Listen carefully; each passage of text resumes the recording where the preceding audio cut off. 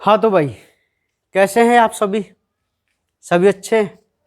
चलिए, तो जैसा कि मैं आपको बता दूं कि कल हमने अपने इस चैप्टर नंबर 19 के बहुत इम्पोर्टेंट पार्ट को बिल्कुल कंप्लीट कर लिया है। ठीक है। हाँ, जिसमें हमने उत्सर्जन तंत्र की संरचना देखी, फिर हमने नेफ्रॉन की संरचना देखी और उसके बाद उसकी क्रियाविधि को भी पढ़ लिया। ठीक है। अब कोई एक दो टॉपिक ही आपके लिए यहाँ पे बचा है। एक तो डिजीज है और एक इसका नियंत्रण है। ठीक है, वो भी हम आपको कराएंगे।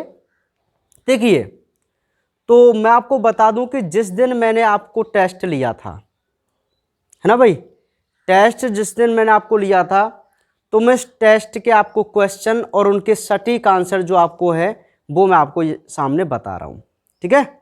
हाँ, क्योंकि वो बहुत इंपॉर्टेंट टेस्ट था। कल आपका जो ये चैप्टर है वो बिल्कुल कंप्लीट हो जाएगा। कुछ बच्चों ने कहा सर उसको आप एक बार रिवाइज करा दीजिए, सर जो आपने टेस्ट लिया था उनको आप बता दीजिए ना। तो काफ़ी बच्चों के आए, तो तब मैं उनको बता रहा हूँ आज, है ना। तो ध्यान से समझना मेरी बात को। देखो भाई, सबसे पहला जो क्वेश्चन था वो था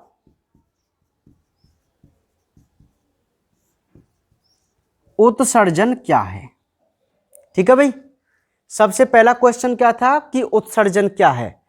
कुछ बच्चों ने, देखो हमें क्या है, बिल्कुल सटीक आंसर देने होते हैं, है ना।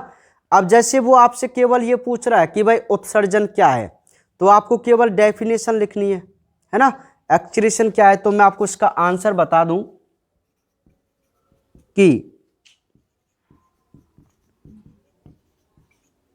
उपापचयी क्रियाओं के फलस्वरूप बने नाइट्रोजनी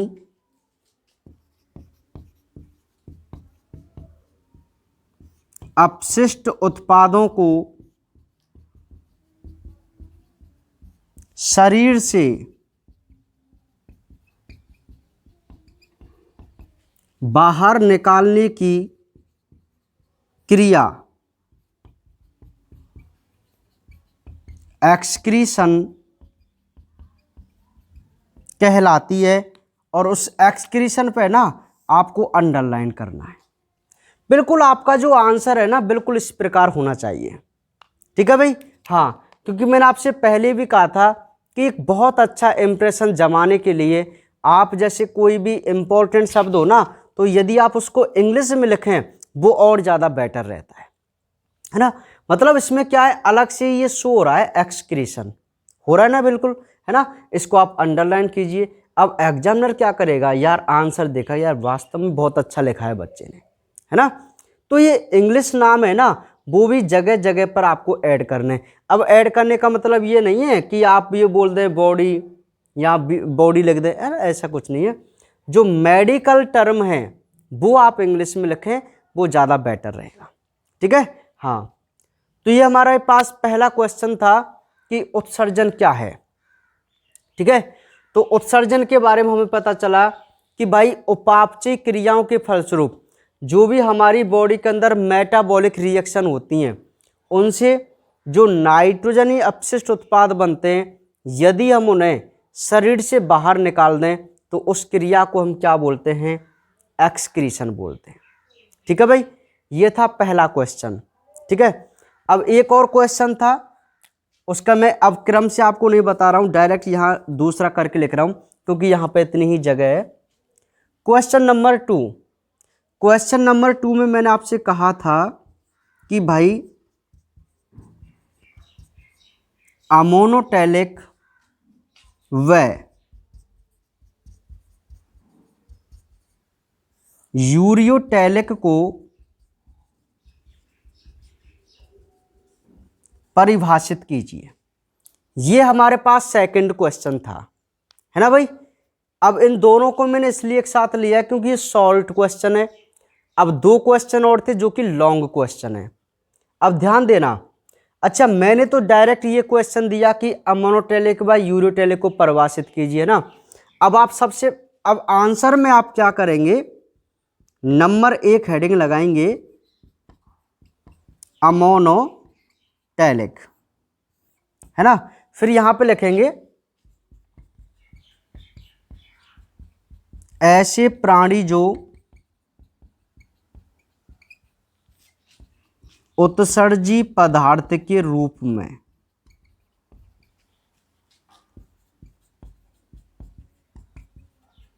अमोनिया का उत्सर्जन करें, अमोनोटैलिक कहलाते हैं। एग्जाम्पल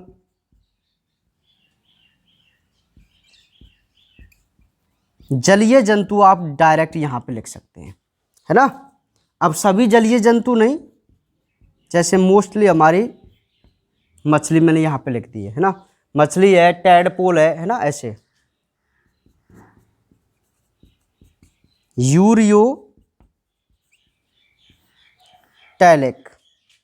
तो सिंपल सी बात है, ऐसे प्राणी जो, दिख जाएगा क्या आपको यहां तक? हाँ दिख जाएगा ना।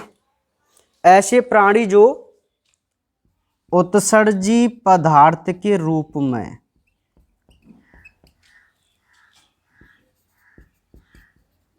यूरिया का उत्सर्जन करें, यूरियोटैलिक कहलाते हैं। अंडरलाइन करके ना ऐसे।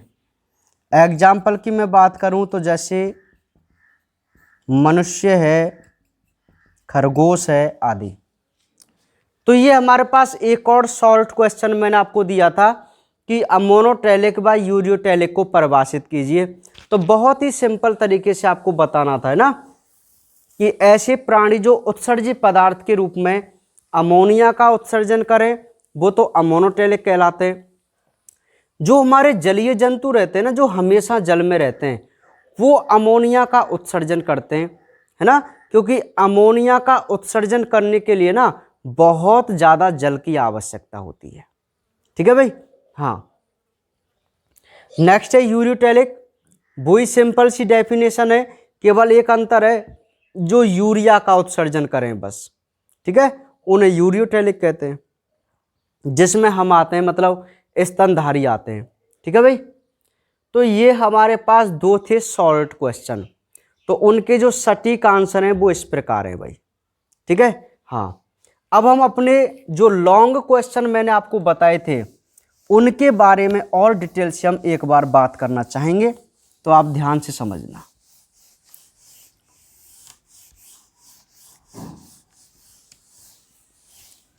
तीसरा जो क्वेश्चन, जो कि बहुत बच्चों का ज़्यादातर सही नहीं था, क्वेश्चन था वृक्क की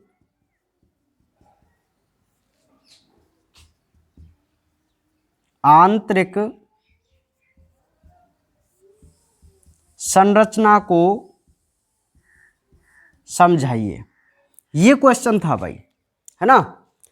तो मैं आपको एक बार बता दूं कि कुछ बच्चों ने क्वेश्चन तो पढ़ा नहीं कि क्या पूछा जा रहा है, और डायरेक्ट ही उन्होंने लिख दिया वृक्क की संरचना, है ना। कुछ बच्चों थे, लेकिन कुछ बच्चों के बिल्कुल बहुत अच्छे थे, है ना, समझ रहे, बहुत अच्छा आंसर उन्होंने किया था। जैसे एक रघुराज है, एक बच्चा और था, उसका नाम तो मुझे याद नहीं आ रहा, है ना, उसने भी बहुत अच्छा किया था।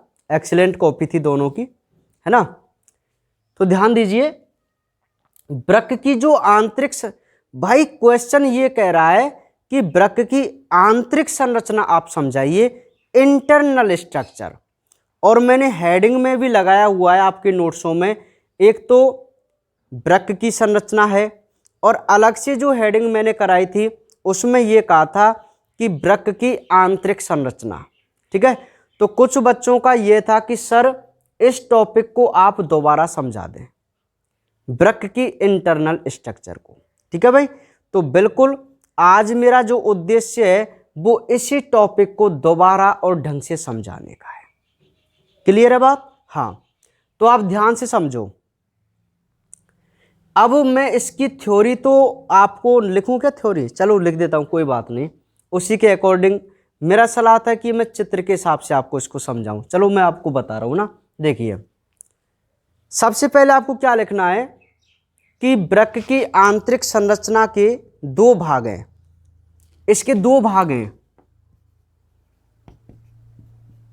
पहला है वलकुट और दूसरा है मध्यांश। ठीक है, तो सबसे पहले आप हेडिंग लगाएंगे वलकुट और इसका इंग्लिश नाम आप जरूर लिखेंगे कॉर्टेक्स। अब इसमें क्या आपको लिखना है? देखिए, वलकुट में आपको लिखना है यह है रीनल कैप्सूल के नीचे का गहरा लाल रंग का क्षेत्र है। पहला पॉइंट। अब इस सभी चीज को मैं डायग्राम से भी और आपको बताऊंगा। दूसरा पॉइंट है इसका कुछ भाग मध्यांश में धंसा रहता है, जिन्हें बर्टनी के स्तंभ कहते हैं। किसके स्तंभ बोलते हैं? बर्टनी के। एक पॉइंट और आपको लिखना है इसमें नेफ्रॉन का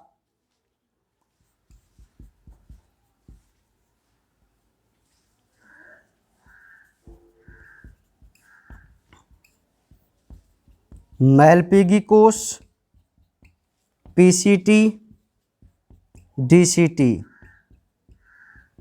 उपस्थित होते हैं। ये 3 पॉइंट मोस्टली आपको 3 पॉइंट कॉर्टेक्स में लिखने हैं, जिन पे आपको पूरा नंबर मिलना है। ठीक है, और तीनों ही जो पॉइंट हैं वो अपने आप में बहुत इंपॉर्टेंट है ना।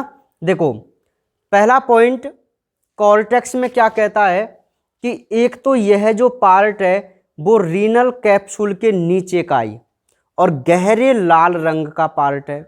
दूसरी बात, इसका कुछ भाग, किसका मतलब? वलकुट का। अब मैं यहां पे एक डायग्राम बना दूं छोटा सा, है ना। छोटे से डायग्राम से आपको बिल्कुल समझ में आ जाएगा, कोई दिक्कत वाली बात नहीं है ना। चलो मैं इस क्वेश्चन को यहां से थोड़ा हटा दूं, थोड़ी और हमें गैप मिल जाएगा, है ना भाई। अब देखो आप,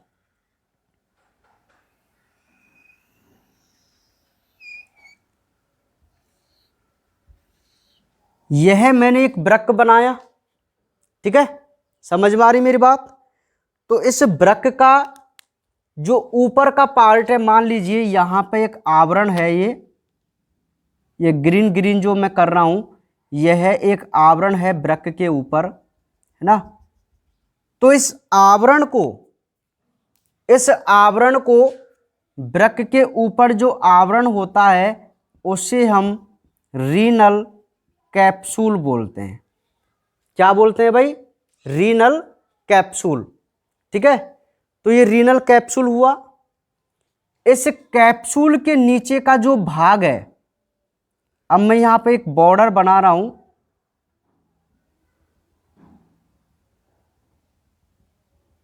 एक बॉर्डर मैं आपको यहां पे बना रहा हूं,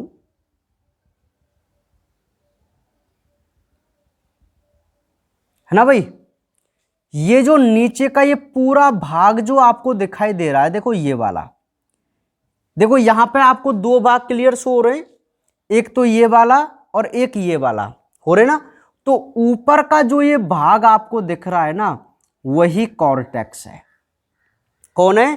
कॉर्टेक्स। और जो अंदर का जो पूरा भाग आपको दिख रहा है, ये मेडुला है। क्या है भाई? मेडुला। समझ में आ गई बात? अब ध्यान से मेरी बात समझो। ये मैंने ये बॉर्डर मान लीजिए, ये वाला, ये बॉर्डर है कि नहीं बॉर्डर, है ना। तो एक बात मुझे बताइए, क्या इस कॉर्टेक्स का कुछ भाग इस मेडुला के अंदर धसा हुआ नहीं है क्या? ये आप क्लियर तरीके से देखो जहां मैं एरो बना रहा हूं, सेकंड पॉइंट में पढ़ रहा हूं कि इसका कुछ भाग मध्यांश में धसा रहता है, किसका? कॉर्टेक्स का। तो आप खुद देख सकते हैं धसा हुआ है, जिसे हम क्या कहते हैं? बर्टनी के स्तंभ। ये बहुत इंपॉर्टेंट है। तो इनको बोला जाता है भाई बर्टनी के स्तंभ, जो गड्ढे नुमा संरचना में। क्लियर बात समझ में आ गई? अब आपको दूसरा पॉइंट है ना कि इनका कुछ भाग मध्यांश में धसा रहता है, जिन्हें बर्टनी के स्तंभ कहते हैं। तो ये होते हैं बर्टनी के स्तंभ, जो गड्ढे जैसी संरचना में। तीसरा पॉइंट कि इसमें नेफ्रॉन का, अब आपको पता ही है कि जो वृक्क होते हैं उसकी यूनिट नेफ्रॉन है ना। और नेफ्रॉन का हम डायग्राम देख चुके हैं। अब वो नेफ्रॉन का मैं डायग्राम यहां पे बना दूं, तो जैसे देखिए, अच्छा ये वाले जो पार्ट है ना, इनको मैं थोड़ा सा और ड्रॉ कर दूं।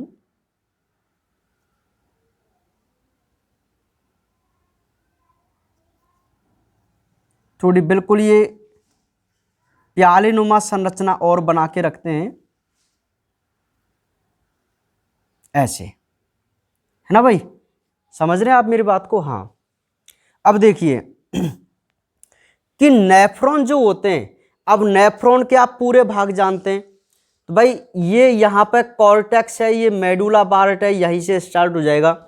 तो नेफ्रॉन की जो संरचना है मान लीजिए कुछ इस प्रकार है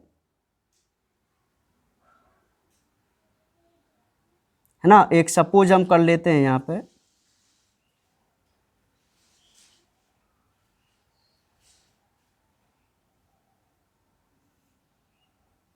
देखिए ये मैंने आपके सामने एक नेफ्रॉन बनाया, है ना, है ना। अब एक बात मुझे बताइए कि नेफ्रॉन का कौन सा भाग तो कॉर्टेक्स में और कौन सा भाग मेडुला में? तो देखो ये मेलपीगी कोष था, बताओ था कि नहीं? तो आपको क्लियर दिखाई दे रहा है ना यहां तक?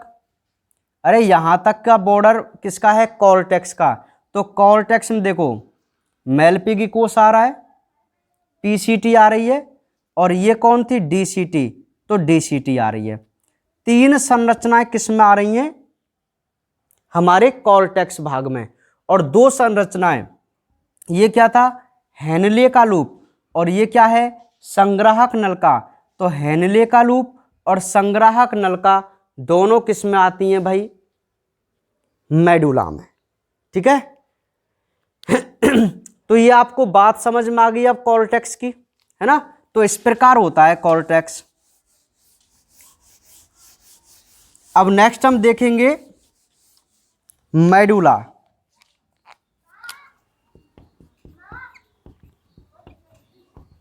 सेकंड है मेडुला। तो देखिए भाई,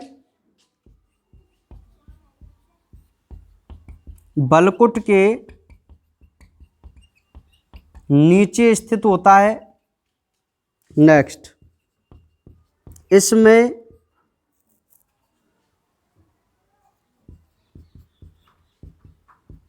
इसके बाहरी भाग में बलकुट के धसे होने के कारण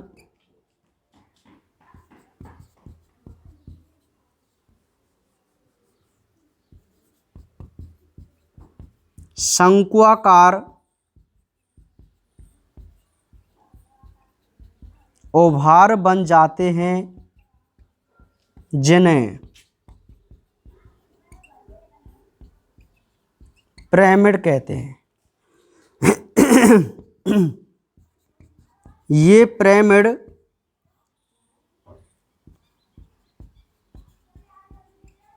कैलेक्स पर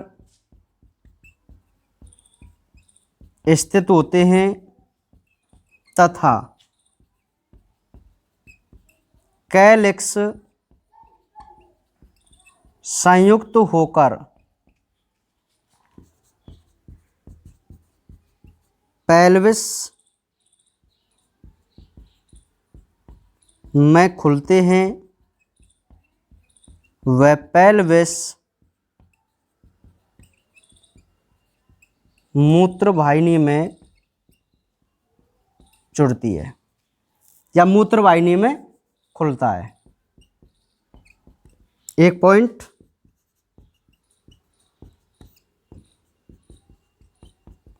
इसमें नेफ्रॉन के हेनली लूप व संग्राहक नलिका होती है। ठीक है, ये जो आपको थ्योरी दिखाई दे रही है, ये थ्योरी है हमारी किसकी? मेडुला की। तो देखिए आप डायग्राम के हिसाब से, अब मैं इसको यहां से मिटा देना चाहता हूं क्योंकि ये आप पॉइंट समझ चुके हैं, है ना भाई। तो यहां पे कुछ इस प्रकार की स्ट्रक्चर थी।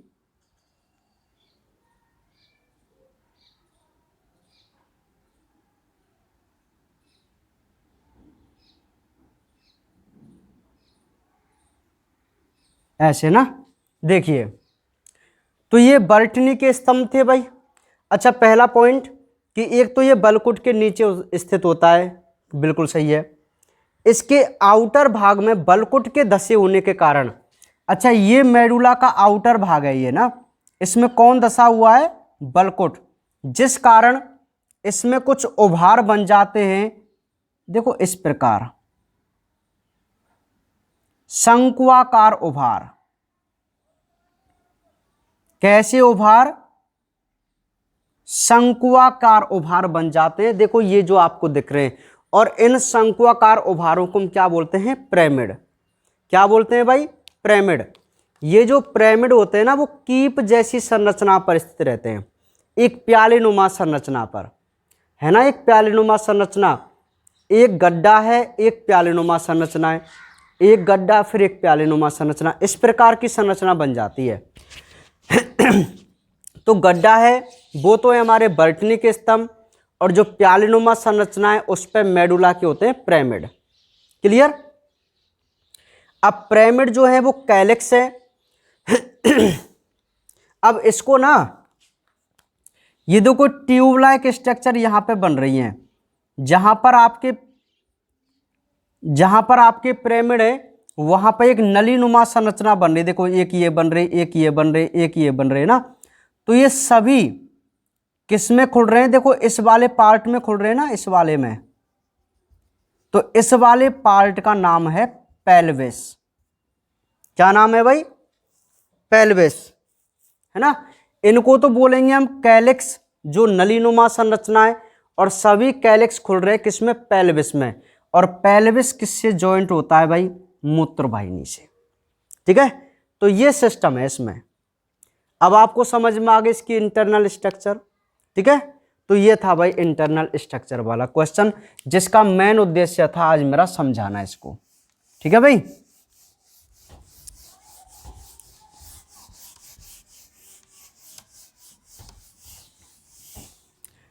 क्वेश्चन नंबर जो 4 था, उसमें मैंने ये कहा था केवल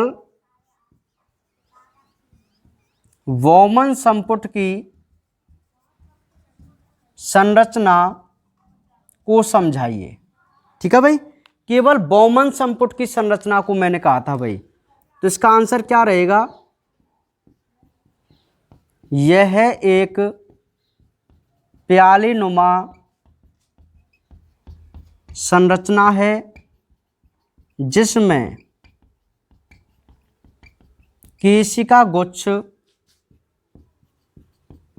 धसा रहता है। नेक्स्ट पॉइंट, इसकी भित्ति महीन व द्विस्तरीय होती है जिसमें विशेष प्रकार की कोशिकाएं होती हैं जिन्हें पोडोसाइट कहते हैं। पोडोसाइट व एंडोथीलियम मिलकर एक निस्यंद स्तर का निर्माण करती हैं। तो ये 3-4 पॉइंट ही आपको बॉमन संपुट में लिखने थे और इसको मैं आपको कई बार जैसे बता चुका हूं। जैसे इसका डायग्राम की मैं बात करूं तो देखिए, ये हमारे एक बॉमन संपुट है ना। तो ये कैसा है बताओ, ये प्यालेनुमा है कि नहीं? प्यालेनुमा है ना। और इसमें कौन दशा हुआ है? ये केशिका गुच्छ। पहला पॉइंट क्लियर है। इसकी जो भित्ति होती है वो डबल लेयर होती है। इसकी जो दीवारें हैं वो कैसी हैं? डबल लेयर है। और इसमें एक विशेष प्रकार की कोशिकाएं जिनको क्या कहा जाता है? पोडोसाइट। तो मैंने आपको कई बार बताया था कि ये मान लीजिए पोडोसाइट कोशिकाएं जिनके मध्य में क्या है? छिद्र। और एक रुधिर केशिका की कौन सी? एंडोथीलियम परत। ये दोनों मिलकर कैसी परत बनाती हैं? एक निस्यंद परत बनाती हैं। ठीक है। तो इस प्रकार आपको बिल्कुल सटीक इनकी थ्योरी लिखनी थी। और मैं आपको बता दूं कि मैंने बॉमन संपुट की संरचना पूछी थी, तो आपको संरचना में हमेशा एक डायग्राम बनाना जरूरी होता है। यदि डायग्राम अवेलेबल है तो आप उससे जरूर बनाइए। कुछ बच्चों ने डायरेक्ट ही थ्योरी की थी, डायग्राम नहीं बनाया। तो भाई हर जगह आपको डायग्राम बनाना जरूरी है यदि हमारी बुक में अवेलेबल है तो। ठीक है। तो ये थे हमारे वो 4 क्वेश्चन। अब बाकी बातें हालांकि हम कल ही करेंगे और कल हम अपने इस पूरे चैप्टर को बिल्कुल फिनिश करेंगे। उसके बाद हम स्टार्टिंग के टॉपिक लेंगे। ठीक है भाई। तो बाकी बातें करेंगे कल। तो इनको और रिवाइज कर लेना जो बच्चे हैं जो है ना भाई।